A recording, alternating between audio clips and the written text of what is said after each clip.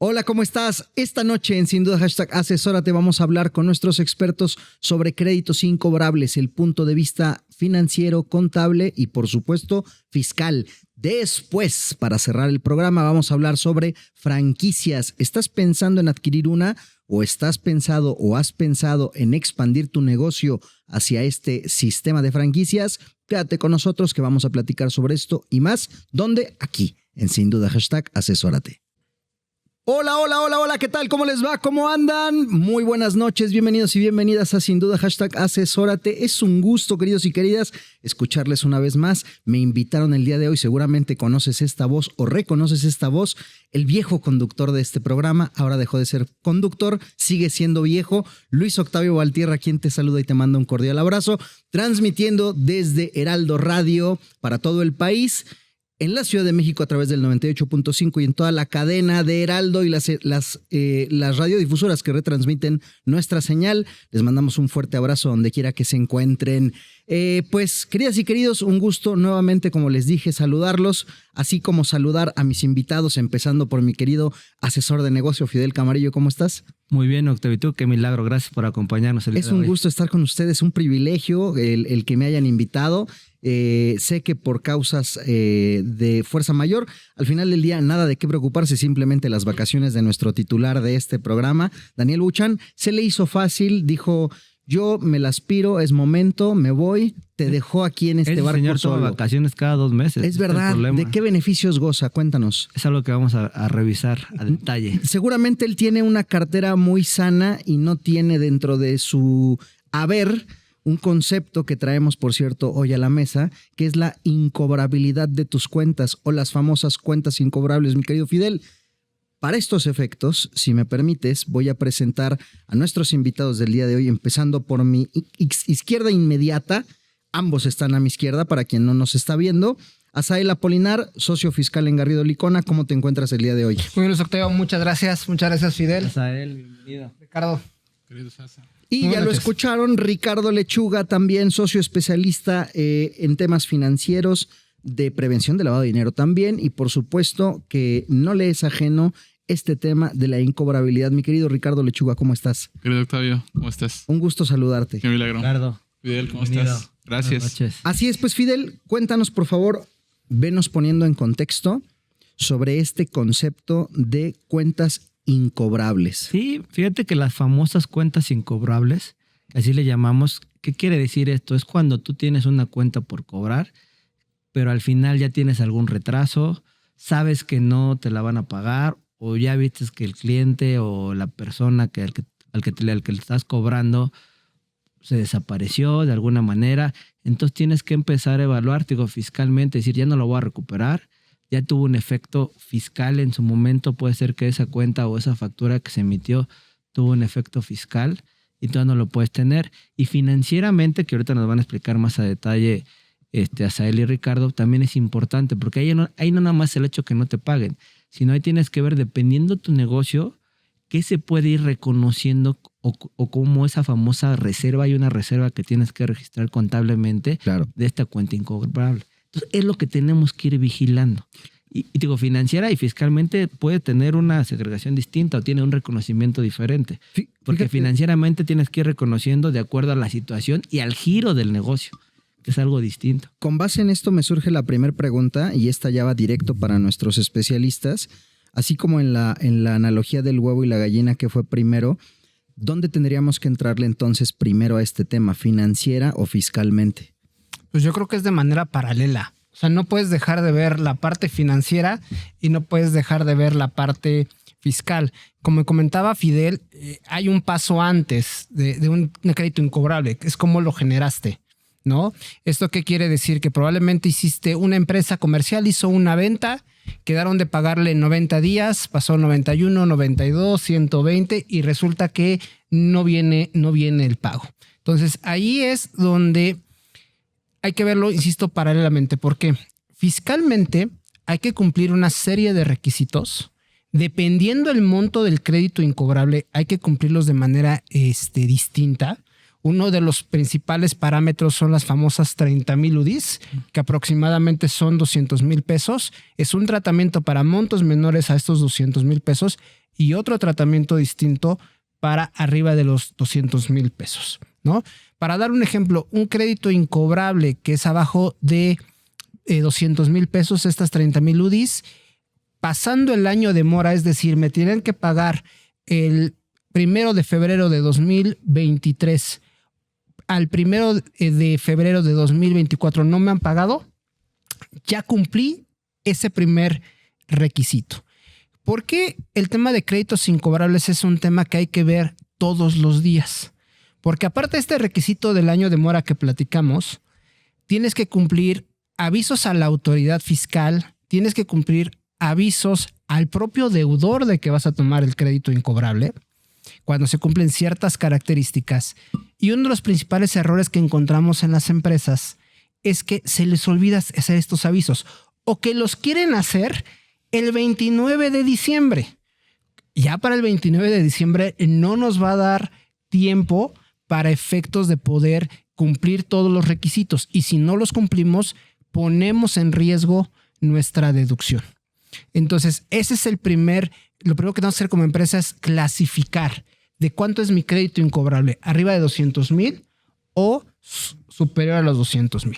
Oye, ¿y qué pasa? Porque ya pusiste el escenario justo de las fatídicas fechas de cierre de año, pero si en el primer escenario pusiste veintitantos de febrero o X día de febrero, pero ¿qué pasa si realmente mi crédito sucedió o esta incobrabilidad a últimos días del mes de diciembre de un año a otro? O sea, ¿cómo puedo hacer frente a lo evidente que es ya va a cerrar el ejercicio? Ok, a ver, yo creo que justamente ahí está la prevención. En este ejemplo que ponemos de las 20,000 UDIs, es un ejercicio que tienes que hacer durante todo el año. ¿Qué quiere decir? Que si en el ejemplo que poníamos una incobrabilidad que cayó en febrero, pues manda la notificación en febrero. No pasa nada. Si al final de cuentas te paga, no estás incumpliendo nada fiscal, no hay ningún tipo de multa. ¿Eso qué te permite? Que tal vez la tarea de diciembre sea informar únicamente a un grupo ya más reducido de deudores que vas a estar en la situación de deducibilidad. Que no es lo mismo que en diciembre pretendas a informar todos los que tienes en el ejercicio. Sí, incluso a lo mejor no lo vas a hacer, como dices, hacer cuando ya se cumplió el año inmediatamente, ¿no? Okay. O sea, yo creo que puedes tener un proceso de decir, bueno, cada 3 meses vamos a estar vigilando, cada 2 meses, creo que sí debe haber un procedimiento o una metodología interna en la empresa y más las que como son muchas dependiendo del giro que pueden tener muchísimas abajo de los 200,000 pesos o las 30,000 UDIs que comenta Asael. Yo creo que sí tendrían que estar vigilando de manera constante. No, yo no diría que diario, creo que sería un poco engorroso, pero a lo mejor sí de un periodo cada bimestral, o sea, sí buscar tener un proceso adecuado para que no se nos vayan a ir los tiempos, porque eso te puede llevar a que no lo puedas deducir y pierdas ese derecho. Sí, es que como cuenta Fidel es bien importante. Si bien podemos decir que las incobrables yo les llamo deducciones atemporales, porque en perspectiva, cumpliendo los requisitos, tú ya puedes decir en qué ejercicio lo aplicas. Este no es un criterio que comparta la autoridad. Eso es bien importante señalarlo. Yo diría que el reconocerlas como atemporales es el rompas en caso de emergencia. ¿Por qué? Porque finalmente no te quedó de otra. Ya no te quedó de otra. O dejaste 5 años y que nos ha tocado empresas que 5 años dejan dormidas sus créditos incobrables. O sea, realmente es dinero que tienes en el cajón sin utilizar. ¿Por qué? Porque haciendo este análisis, cumpliendo los requisitos, puedes tomar una deducción. Hoy lo recomendable es tratar de cumplir en el año que caigan en mora, cumplir todos los requisitos para efecto de tomar en ese año la deducción. Insisto, no quiere decir que hayas perdido lo del pasado, pero ya entras a un tema de controversia con la autoridad. Y yo creo que ahí financieramente, Ricardo, ya tenía que haber un reconocimiento en algún momento. ¿Cuándo empiezas a reconocer financieramente la cuenta incobrable? Sí, muy buen tema, Fidel, bueno, Asa y Octavio. Tocaron varias vertientes. Ahorita hablamos del tema fiscal. Ahorita hablemos del tema financiero contable. Y creo que hoy en día este tema fiscal contable están divorciados. Y sobre todo en este tema de las incobrabilidades. Porque hoy en día lo que dicen las famosas reglas contables es que para empezar a reconocer una incobrabilidad tenemos que medir el riesgo. El riesgo de nuestros clientes o acreditados. Es decir, en el momento que decidimos dar un crédito o dar un financiamiento de una cuenta por cobrar, tenemos que empezar a medir cuál es el riesgo de que mi cliente no me pague, ¿no? En el pasado se hablaba de una metodología de pérdida incurrida, que prácticamente sucedía y empezaba yo a reconocer una pérdida incobrable cuando conocía que mi cliente se retrasaba o cuando caía ya en una mora.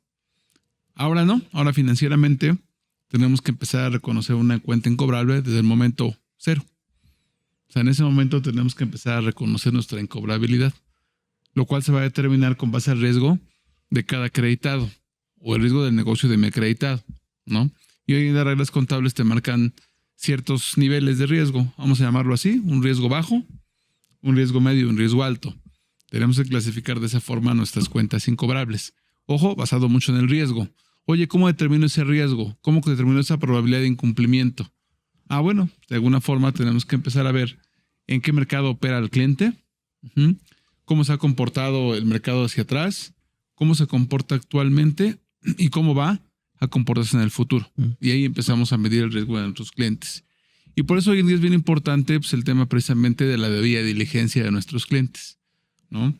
Y ya en todos los sectores, sector financiero, sector manufactura, sector servicios. Porque es bien claro que toda esta metodología de reservas no solamente la aplica al sector financiero como en el momento se pensaba. No es que solamente la aplica al sector financiero, no, la aplica a todos los sectores.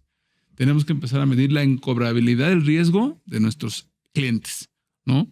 Considerando ciertos factores, pero lo tenemos que hacer desde allá. Entonces varía mucho con lo fiscal, porque lo fiscal, como vimos, tiene un entorno recaudatorio de deducción y por otra parte lo contable tiene un riesgo preventivo, ¿no? Aunque no caigas en mora, tengo que empezar a reservar, ¿no? Entonces van los factores macroeconómicos que tenemos que empezar a jugar, ¿no? Y ojo, es una mecánica de riesgo, de incobrabilidad, muy diferente al tema fiscal, ¿no? Me gusta la participación de Ricardo porque nos pusiste más como en contexto de un escenario previo al momento de la incobrabilidad, los factores que tendríamos que estar considerando para no llegar al escenario donde ya traemos el problema encima. Yo creo que con eso podemos dar una primer pausa en el programa, queridos, si les parece bien. Y bueno, yo los invito, ustedes que nos están escuchando y o viendo, que se queden con nosotros mientras hacemos esta pausa en Sin Duda #asesórate.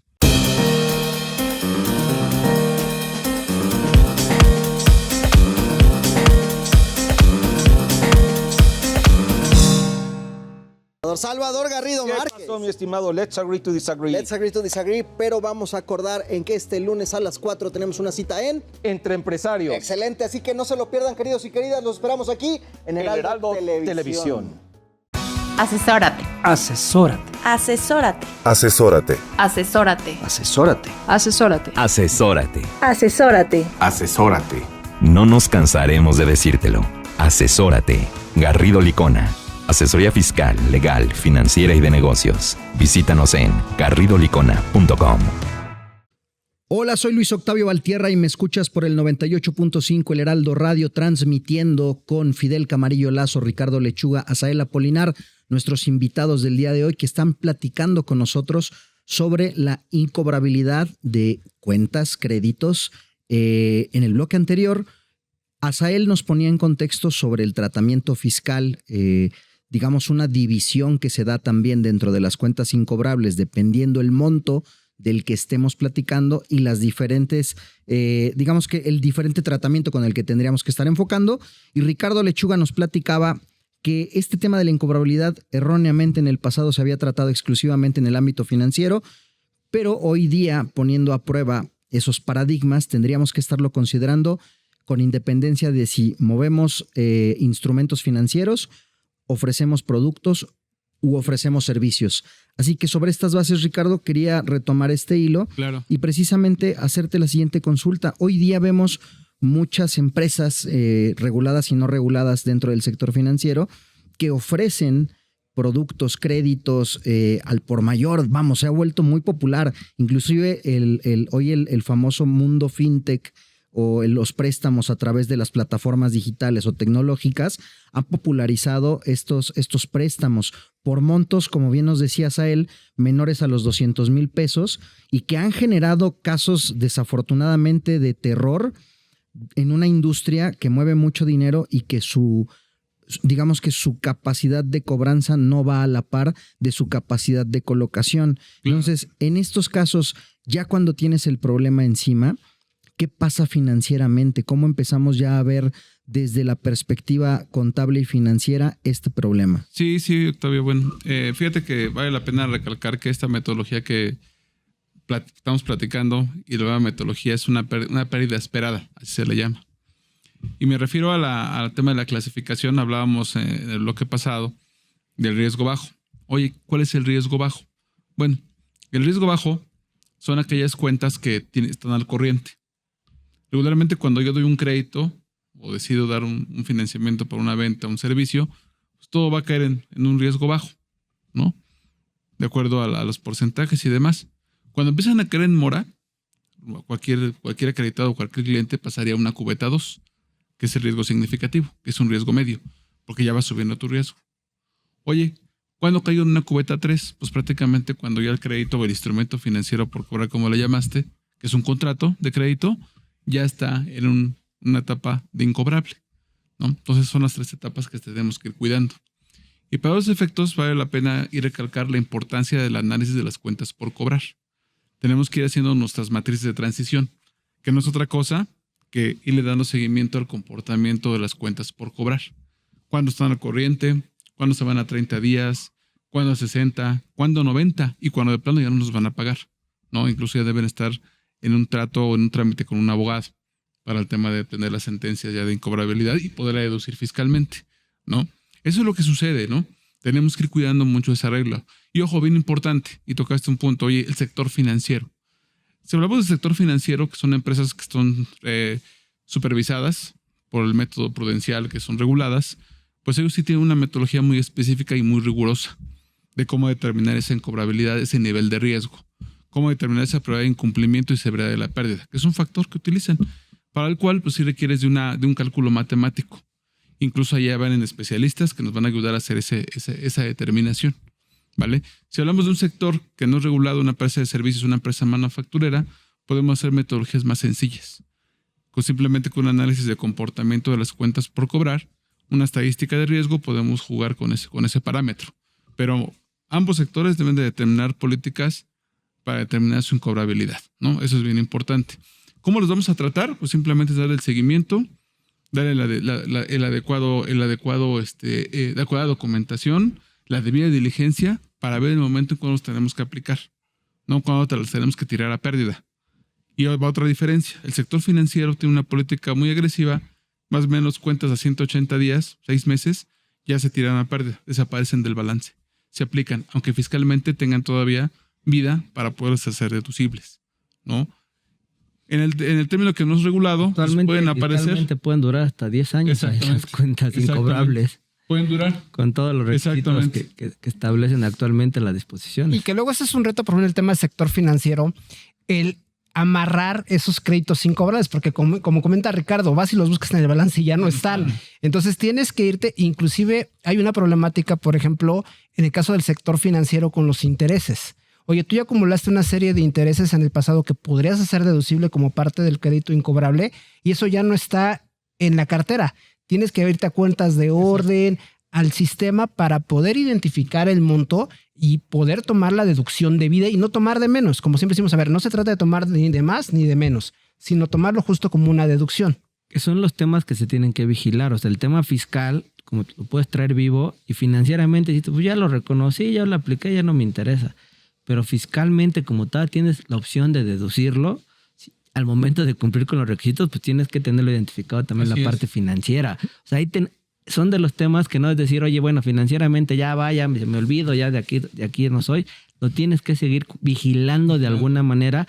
Ya no va a estar en tu balance, pero a través de cuentas de orden o de otro tipo de cuentas las tienes que manejar. Creo que eso es muy importante. Oye, y en tu experiencia, ¿qué tanto sucede? Que me quedo con 2 mensajes. En el caso de Asa hizo un hincapié sobre dinero que tienes en el cajón. O sea, es dinero que tienes ahí, probablemente traducido a manera de deducciones. Y en el caso de Ricardo lo ve desde el enfoque del deber ser, porque al final del día tienes que reconocerlo financieramente y contablemente. No puedes dejarlo de lado. En tu experiencia, ¿qué tan común es dejar ese dinero en el cajón y no darle un correcto cumplimiento al mismo problema, que estamos hablando de incobrabilidad. Yo creo que desafortunadamente es más común de lo que uno se imagina, porque de repente no le da la importancia necesaria, y te voy a decir por qué. Porque hay algunas empresas que de repente empiezan operaciones y tienen pérdidas, o sea, no les preocupa en ese momento porque pues, traigo pérdidas fiscales, no voy a pagar impuestos, entonces dejan de vigilar estas famosas cuentas. Pero en algún momento o en un futuro se les puede reversar y empezar a tener utilidades.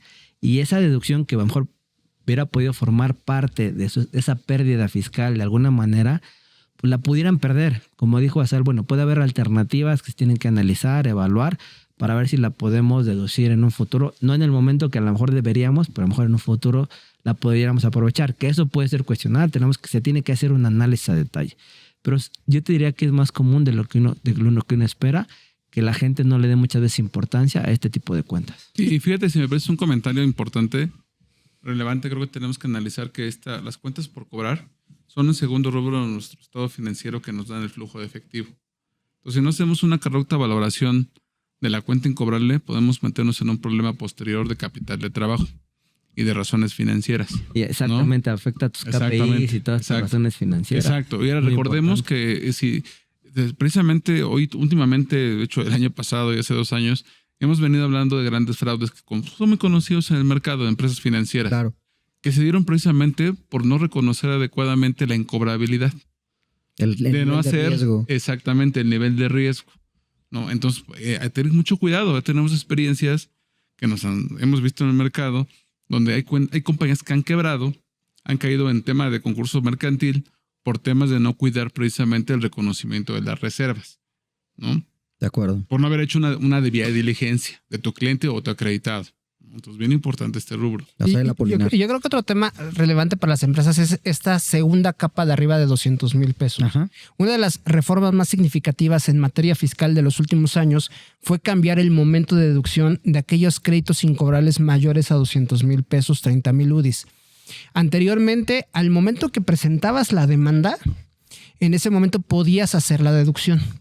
No obstante, con la reforma te dice que hasta que tengas una resolución por parte del tribunal y hayas agotado todas las instancias de cobro después de la sentencia, lo que esto signifique, podrás tomar la deducción. Hoy las empresas probablemente que están en esta situación de créditos mayores a 30,000 UDIs han pasado 2 o 3 años sin poder tomar una deducción. ¿Por qué? Porque no han obtenido todavía la resolución por parte de los tribunales. Hoy día sí es momento de estar muy pegados a los abogados que nos estén apoyando, sean internos o externos, en estos procesos para identificar en qué momento ya podemos estar tomando la deducción. Podemos estar dejando de tomar una deducción porque la resolución salió el 15 de diciembre, ya podríamos estar tomando esa deducción y por una falta de comunicación interna la estamos perdiendo. Previo a que se nos vaya el tiempo, 2 minutos ahora, mi querido Fidel, quisiera preguntarle a nuestros invitados 2 consejos, mi querido Ricardo, puntuales para poder tener en el radar en este aspecto de la incobrabilidad en los créditos o en las cuentas. Mira, el consejo sería, como siempre hablamos de la prevención, tenemos que prevenir. Y precisamente esta famosa incobrabilidad es un tema de prevención. Entre mejor tengamos y mejor reconocido nuestro modelo de riesgo, vamos a prevenir muchas cosas. Entre ellas el flujo de efectivo, cumplir con razones financieras, incluso dar garantía a nuestro mercado, a nuestros acreditados y nuestros clientes proveedores, ¿no? Por eso es bien importante tener una adecuada reserva de cuentas incobrables, una adecuada metodología para su reconocimiento, que precisamente permite dar confianza a esta parte numérica.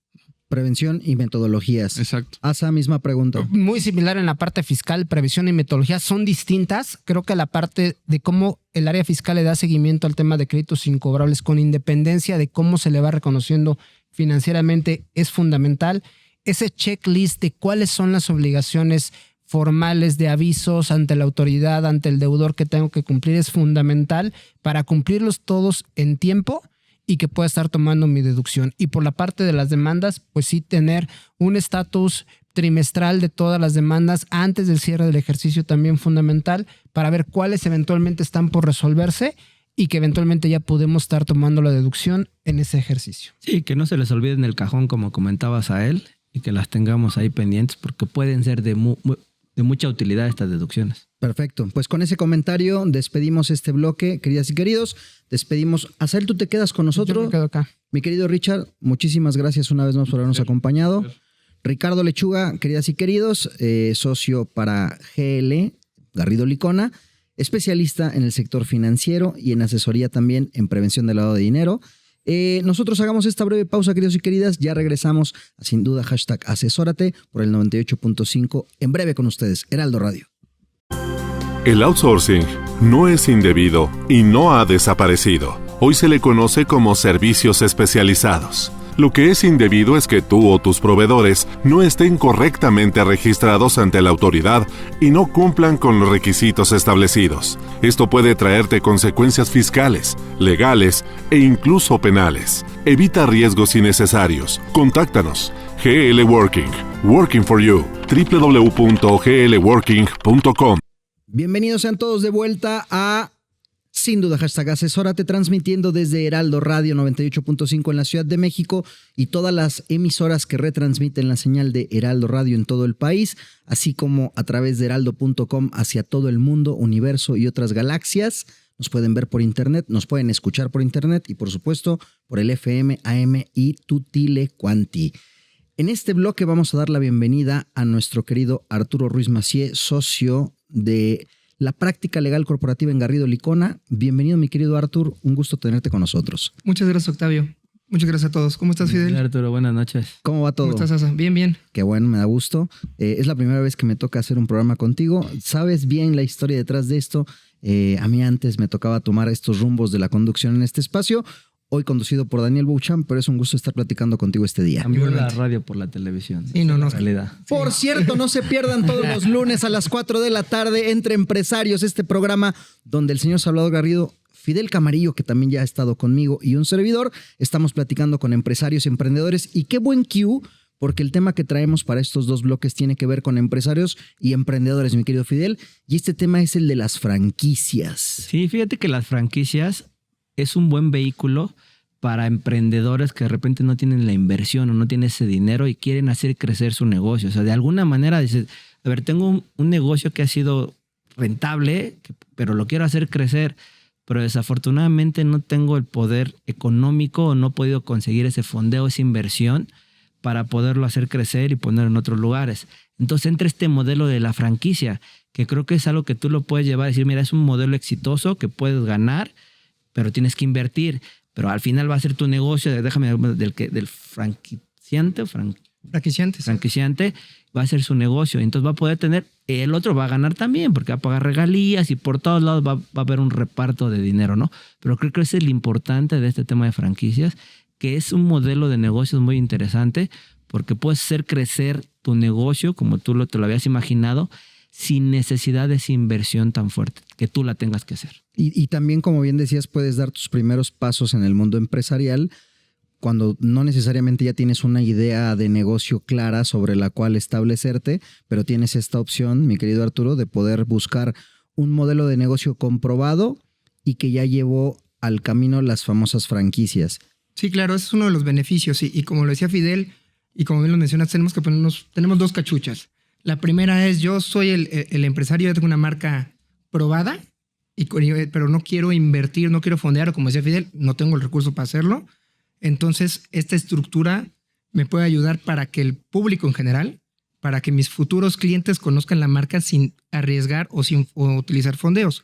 O la otra cachucha, que es, yo no tengo una idea probada, pero me quiero arriesgar, quiero un vehículo, entonces busco una marca con la cual yo me puedo identificar y con base en ello busco precisamente obtener una franquicia de dicha marca, ¿no? De acuerdo. Oye, hoy vamos a partir del primer supuesto, y este es en el que tú tienes un modelo de negocio que ya has comprobado, que ya has probado y que no quieres, digamos, o a lo mejor quieres tomar un riesgo más medido, un riesgo o hacer un crecimiento más modelado, más conservador, y ves en este esquema de franquicias esa posibilidad. ¿Qué tan difícil y cuál es el reto para poder hacer crecer tu negocio de esta manera? Mira, el tema de las franquicias, no quiero decir que es un tabú, pero es un tema que lo escucha un empresario y puede incluso pensar que es sumamente complicado. Pero realmente, si tenemos el expertise para realizarlo, lo podemos transitar de una manera, desde el punto de vista legal, ahorita me va a complementar el punto de vista fiscal, ordenada. Lo primero que tenemos que saber es, el punto 1, el punto de partida es, necesitamos tener nuestra marca registrada. Si no tenemos marca, no podemos irnos al paso 2, que es la franquicia. Hay que recordar, para que el tema de marcas, tenemos que igual solicitarla y obtenerla por parte del instituto, y nos van a dar un plazo de 10 años de esa protección a partir, no de que me la otorguen, de que la solicite. Y esta va a ser renovable por 10 años subsecuentemente. Uh-huh. Ahora vamos a suponer que ya tengo mi marca como tal. Ahora, ¿qué tengo que hacer? Paso número 2, celebrar un contrato de franquicia. Y este es un contrato atípico, es decir, no está expresamente regulado en ley. Y la parte muy curiosa de este contrato es que trae un sinfín de obligaciones, incluso aspectos de otros tipos de contrato. A manera de ejemplo, el punto número 1 de este contrato en franquicia es que precisamente lo primero que yo te doy a ti como franquiciatario es el uso de mi marca, punto número 1.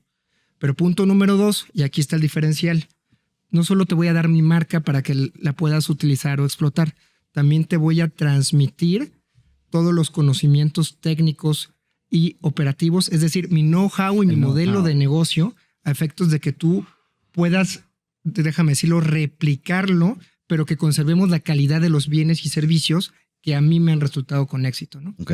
Eso me imagino que también viene establecido en manuales de procedimientos. Exacto. Eso sería parte de los conocimientos técnicos u operativos que les vamos a estar transmitiendo a nuestro franquiciatario. En manuales de operación, manuales técnicos. Vámonos hasta lo más general. Hasta qué tipo de proveedores. Hay que ver de qué es la franquicia, pero tú solo vas a poder jugar con este tipo de proveedores, con este tipo de calidad, qué precios, qué contraprestación voy a pagar, entre otros puntos. Sí, son de los puntos que cuidan mucho para que se mantenga la calidad, ya sea del producto, del servicio, de lo que tú estás dando. Porque si no, a lo mejor, bueno, pues quiero ahorrar una lanita, pues le invierto menos en X cosa. Claro. Por eso es muy importante que desde el contrato se establezca todo este tipo de requisitos que deben de cumplir. Porque si no lo haces, por ahí puede empezar a que tu negocio, como tú lo habías visualizado, no se esté dando, ¿no? Y eso no, y te puede llevar a que tu marca pierda cierto valor. Claro, eso es importante. Tiene una consecuencia, imagino, en el aspecto reputacional, que al final del día es lo que le estás, claro, es la consecuencia. Claro. Le pegas a la reputación del negocio, que en teoría es lo que le estás dando el valor para poder replicar el modelo, y automáticamente estás perdiendo también dinero. Ahora, dentro de este esquema, ¿qué tratamientos fiscales vemos, mi querido Asa? Porque ya sé que la parte, y lo hemos platicado muchas veces aquí y en otros espacios, de algo estamos seguros en la vida, y eso es de la muerte y de los impuestos. Sí, yo creo que cuando una empresa va a buscar esta alternativa de la franquicia, tiene que hacer un análisis fiscal muy detallado para que el modelo sea rentable. Si no lo hace, se puede llevar sorpresas verdaderamente desagradables que hemos visto en la práctica. Cuando te lanzas así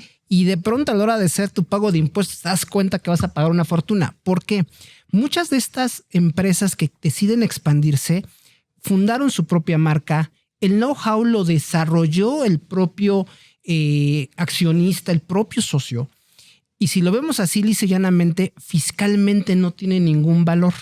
Entonces, al momento en que tú comienzas a cobrarle a las franquicias este know-how, este uso de marca, te volteas y no tienes ninguna deducción, no tienes contra qué contrarrestar ese ingreso. Y es más, nos ha tocado casos donde nos dice un empresario, no, a ver, espérame, ¿cómo que no hay deducción? Una empresa certificada me dijo que mi marca vale $10 millones. Sí, si no te estoy diciendo que no valga $10 millones, fiscalmente vale 0. Entonces sí es importante que las empresas hagan ese análisis, para ver si hay alternativas para darle un valor fiscal a esta marca, a este know-how, de modo de contrarrestar el ingreso que van a obtener por el cobro de esas regalías o a las empresas que están comprando las franquicias. O bien saber que en tu modelo de negocio, pues realmente si entran 100 pesos, pues 30 van a ser directamente para la autoridad fiscal. Esto es fundamental para el modelo de negocio y ver la rentabilidad que vas a tener realmente si tú decides salir al mercado y comenzar a vender franquicias. Oye, me voy unos pasos previos porque Yo pensaría que también para establecer el valor de tu franquicia, también tendrías que seguir una metodología. Y esto, bueno, me imagino que trae consigo un due diligence donde también tendrás este know-how, ponerle un valor, establecer también los intangibles, establecerles un valor si es que los tienes. O sea, creo que hay muchas particularidades que envuelven a este modelo que parecen muy finas y que pueden pasar desapercibidas. Totalmente. Y de hecho va muy de la mano con la evaluación de la empresa. El decir, a ver, tú el conocimiento que estás transmitiendo, la marca en sí mismo que tú la pongas ya te va a traer una venta determinada, te va a jugar en un tema fundamental.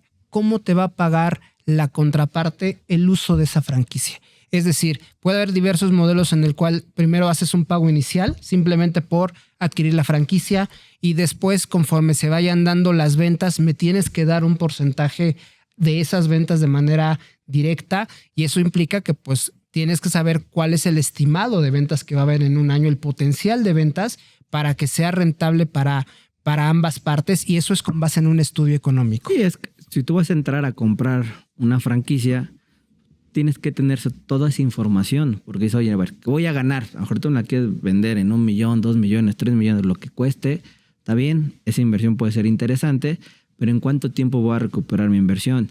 Y también de este lado del que adquiere esa franquicia, también tiene que cuidar el tema fiscal, porque a lo mejor al momento de hacer el modelo de negocio, decir, bueno, voy a recuperar en 5 años, pero no tomo en cuenta los impuestos, a lo mejor se pueden ser 7 u 8, ¿no? Son temas que tienes que ir vigilando de ambas partes, tanto el que está dando la franquicia como el que la adquiere. Arturo Ruiz Massieu. Hay un tema importante que va correlacionado. Incluso la propia ley le da la obligación al franquiciante, o sea, a mi titular, dueño de la marca, de darles a conocer al futuro franquiciatario hasta 30 días antes toda esta información de la empresa, específicamente de la marca, muy, muy específica, a efectos de que puedas realizar esa evaluación, ese estudio. E incluso señala que si yo no te la doy a conocer, el franquiciatario tendrá hasta 1 año a efectos de demandar la nulidad, es decir, para que no cause efectos ese contrato como tal, incluso daños y perjuicios correspondientes. Entonces sí es un tema bastante relevante. Yo creo que sí es importante, más pasar al tema contractual también, todo ese tipo de detalles. O sea, los contratos de franquicia no son contratos de 3 hojas.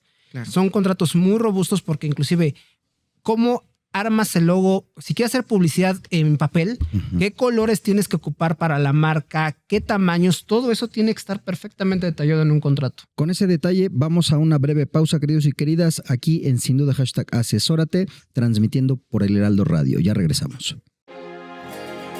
Para hacer negocio hay que generar confianza. En GL Auditoría analizamos y nos aseguramos que la información financiera de tu empresa genere confianza y tranquilidad para tus clientes, socios, autoridades e instituciones financieras, entre otros. GL Auditoría. Preservamos tu patrimonio. www.glauditoria.com. Soy Luis Octavio Valtierra y me escuchas por el 98.5 El Heraldo Radio, transmitiendo desde la cabina de Heraldo, en esta ocasión improvisada, pero digamos que es la cabina de Heraldo. Asael Apolinar, Arturo Ruiz Massieu, Fidel Camarillo me acompañan el día de hoy, y en este bloque, el cierre del programa, estamos platicando sobre franquicias. Ya en el bloque anterior, nuestro abogado especialista en legal corporativo, Arturo Ruiz Massieu, nos estaba dando un panorama. En el caso de que nosotros tenemos un negocio que está prosperando y estamos visualizando el modelo de franquicia como una manera de expandirlo. Y Asael Apolinar nos estabas dando particularidades que tenemos que considerar, además de las aportaciones de nuestro asesor de negocio, donde tenemos que poner en el radar cuándo vamos a invertir, cuánto vamos a invertir, a qué tiempo lo vamos a establecer, porque también ahí me imagino que vienen temas fiscales, mi querido Asa, donde si vas a adquirir maquinaria, pues qué tratamiento le vas a dar a esa maquinaria. Ahí definitivamente el tema de impuestos. Pero en el bloque anterior despedías hablando de ciertas particularidades que debemos de considerar, partiendo de la base de que los contratos de franquicia no son de 3 hojas. No es cosa menor. Son contratos robustos donde debemos de tomar en cuenta temas de marca, temas de secreto, temas varios. Ahora, retomando ese hilo, me gustaría que desarrollemos un poco más esto, por favor. Sí. Asael Apolinar. Y me pongo un poco ahora del lado del que adquiere una franquicia. No, o sea, a ver, yo tengo empresas en México o quiero comenzar un negocio en México, no conozco el modelo, pues me voy a ir a comprar una franquicia. Y muchas veces esas franquicias se compran en el extranjero. O sea, vienen a México y todo, pero la franquicia directamente se vende del extranjero. Y ahí es donde todavía hay que tener mucho más cuidado con los pequeños detalles. ¿Por qué? Tenemos que entender muy bien qué tipo de pagos le voy a hacer al extranjero. ¿Por qué? Porque recordemos que la ley del impuesto sobre la renta establece que cuando haces ciertos pagos al extranjero como regalías, como publicidad, tienes que hacer una retención al extranjero. Ajá. Es decir, si yo le pago 100, tal vez tengo que retenerle 25, tengo que retenerle 15. Puede influir en qué país radica ese extranjero para poder aplicar un tratado. Pero la parte fundamental que tengo que leer como empresa y como letra chiquita es que muchas veces el dueño de la franquicia me dice, a ver, tú me vas a pagar 100 pesos y tú absorbes cualquier tipo de retención que yo tuviera que pagar en México. Eso es perfectamente válido y legal. O sea, pero tú en tu modelo de negocio tienes que considerarlo porque eso se vuelve un gasto. Que tal vez a la hora de hacer tu modelo económico no leíste estas letras pequeñas y de pronto te das cuenta que tu gasto no eran 100, tu gasto son 115, ¿no? Otro de los temas que también desde la parte fiscal tenemos que ver es que no todos los pagos que le vayas a hacer al dueño de la franquicia son deducibles en el ejercicio en que los erogas. Muchos de ellos se consideran lo que llamamos gasto diferido y solamente puedes aplicar un porcentaje como se vaya dando cada año.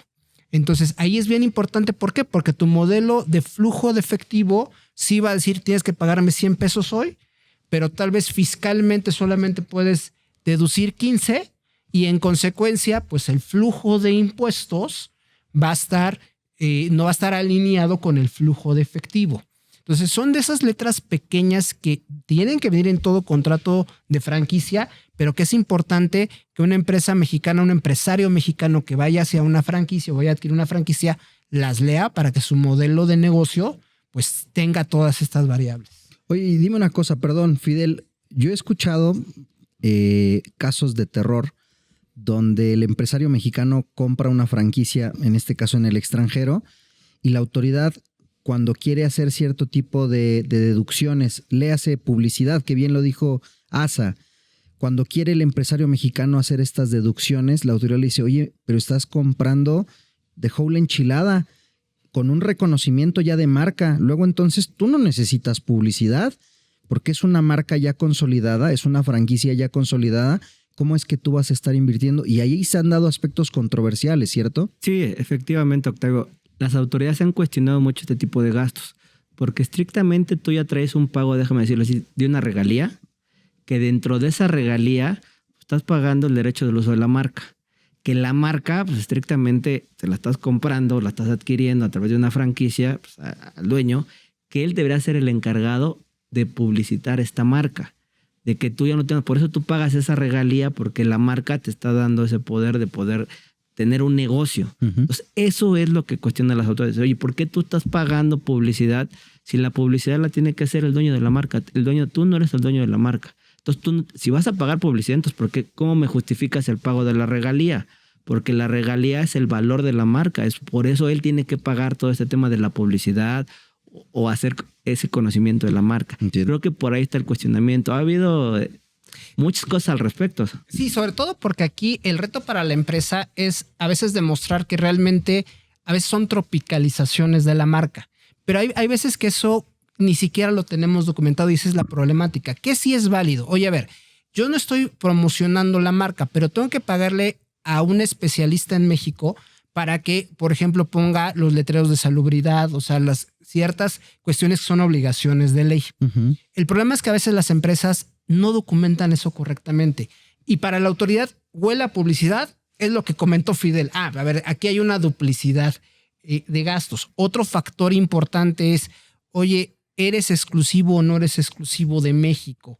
Si eres exclusivo, bueno, pues puede haber ciertos temas en donde pues efectivamente hagas publicidad.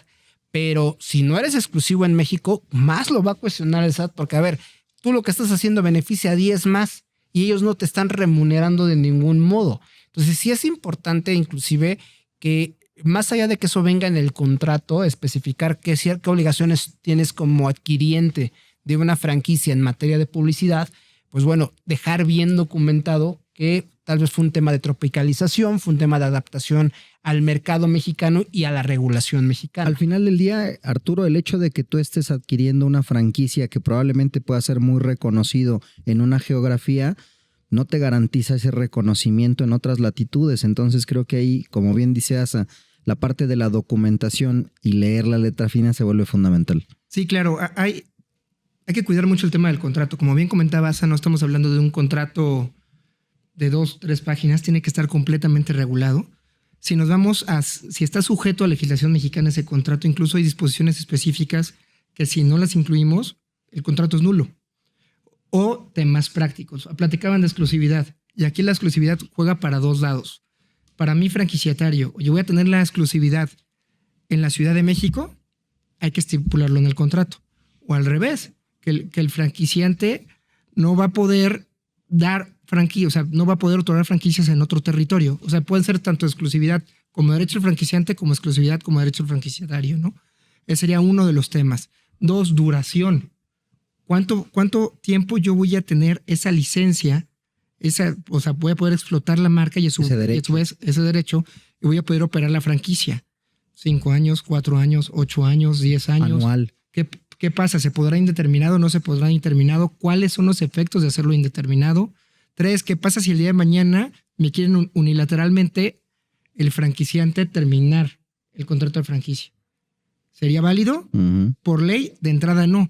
Pero si no cuidamos qué va a pasar en esos momentos, voy a tener que suplirme lo que señala la ley, que básicamente me dice que son daños y perjuicios, en lugar de establecer penas convencionales que a mí me cuiden como franquiciatario o como franquiciante. Hay una película que seguramente han visto ustedes, se llama The Founder, que habla precisamente de la historia de McDonald's, donde se toca el fondo de las franquicias y de cómo McDonald's fue proliferando gracias a esto, pero me recuerda algo que ya comentaban ustedes en cuanto al valor, porque al final del día, y en un afán de no spoilear la película, como algunas personas que conozco que a veces también vienen a este espacio y que les encanta, encuentran el hilo de dónde está el valor de esta franquicia. Exactamente. ¿En dónde está el negocio? Sí. Y yo creo que esa parte es fundamental porque ya comentaban el tema de cuidar la calidad de tu producto. Aunque hay franquicias que, por ejemplo, con el mero hecho de que te dejen utilizar el logo, ya le estás dando un plus a tu negocio de manera impresionante, o que te reconozcan como un distribuidor autorizado. Ya le están dando un plus a tu negocio. Pero ahí sí es bien importante establecer, oye, a ver, ¿cuáles son mis obligaciones? ¿Cuáles son mis derechos? Y qué tanto me puede afectar a mi marca el perder el control de ciertas situaciones, ¿no? ¿Por qué? Porque a la larga eso económicamente ya no va a dar el modelo que estamos esperando. O sea, yo creo que es el análisis económico integral de cuál es el plus que realmente da mi marca, y si yo me limito a ciertas situaciones, ¿cómo puede impactar negativamente eso a la marca? Y yo creo que son en ambas partes, ¿no? Porque comentaba hace rato, ¿qué pasa si ya te la quiero quitar? O si yo la quiero ir. O si yo la compré y la quiero traspasar o revender de alguna manera. ¿Puedo hacer eso? Son todos de los detalles que si no los cuidas, en un futuro puedes tener un riesgo muy fuerte. Por ejemplo, en esa película que platicabas, si lo recuerdas, cuando se hacían las visitas a todos los locales o sucursales o franquicias, uno de los temas era la falta de calidad y cómo se iba cambiando y modificando la imagen en cada uno de ellos. Uh-huh. ¿Por qué? Y eso puede pasar en la realidad, lo traemos ahora.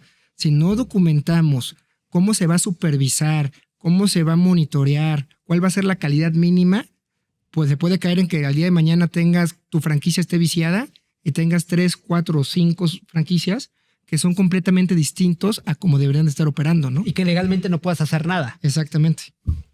Al final del día, en esa letra chica estableces todo el deber ser y lo llevo al mismo ejemplo de lo que hablábamos del correcto due diligence a posteriori, también hacer auditorías con tus, en este caso, tus franquiciatarios. No, yo creo que al momento de adquirir una franquicia sí tienes que cuidar muchas cosas. Ahí yo sí diría que hay que asesorarse de un abogado que tenga la experiencia en este tema, porque si no lo haces, en un futuro te puede salir más caro por no cuidar esos pequeños detalles. que se vuelven importantes en el futuro. Totalmente de acuerdo, mi querido Fidel. Pues vamos despidiendo el programa del día de hoy, lastimosamente, queridos y queridas.